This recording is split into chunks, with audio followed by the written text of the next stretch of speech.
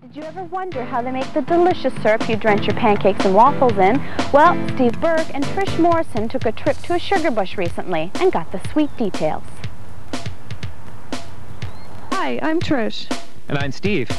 Here at the A.W. Campbell Conservation Area in Elvinston, we attend the Maple Syrup Festival on this very spring day. People from STRATHROY and surrounding areas came to taste the fresh syrup, learn how it was made many years ago, and how it is made now. And Sharon Ellicott took us, along with everyone else, on a very sticky tour. She first showed us how the Indians made maple syrup by placing scorching hot rocks in a carved-out log that contained maple sap. The sap is only 3% sugar, so they had to evaporate the water from the sugar to get a syrupy substance. The early pioneers used iron pots over a fire for the same results. The late pioneers used a more fixed system for evaporating the water from the sap. They also used a skimmer to remove leaves and such. The pioneers would tap the maple trees in the spring by hammering in a spout to allow the trees' stored sap to drip out into a bucket that hung below it. Nowadays, the sap is collected by tubing that then runs down into a collection container. After that, it is then pumped up to the sugar shack, where the evaporator weights its sweetness.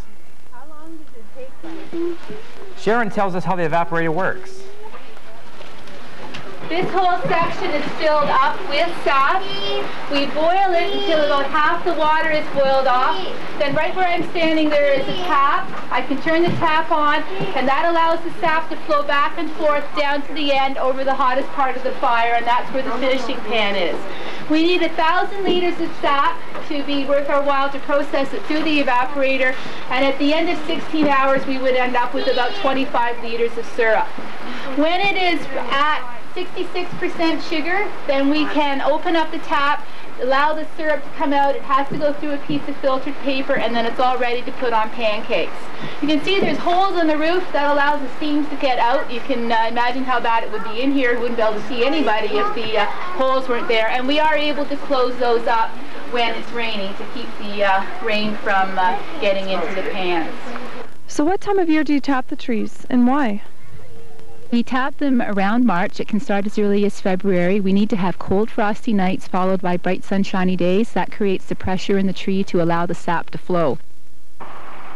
People by the hundreds came to take a hayride up the hill that ran every 10 minutes to have an annual taste of the sweet maple syrup. A large lineup was ever present outside of the Pancake House for good reason. Inside, the delicious aroma of gallons of pancake batter was being poured continuously.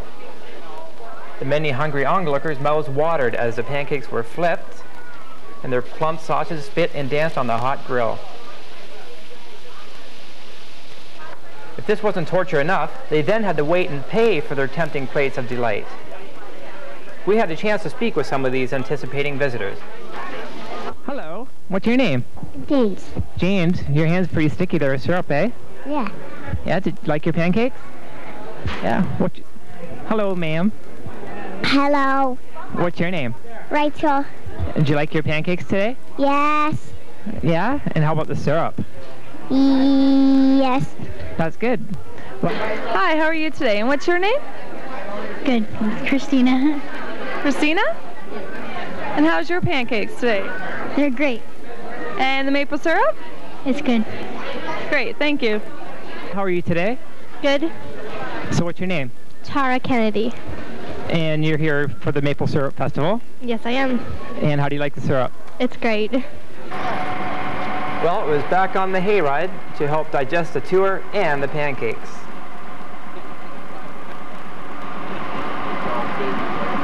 Well, I had a great day today at the Maple Syrup Festival. How about you, Steve?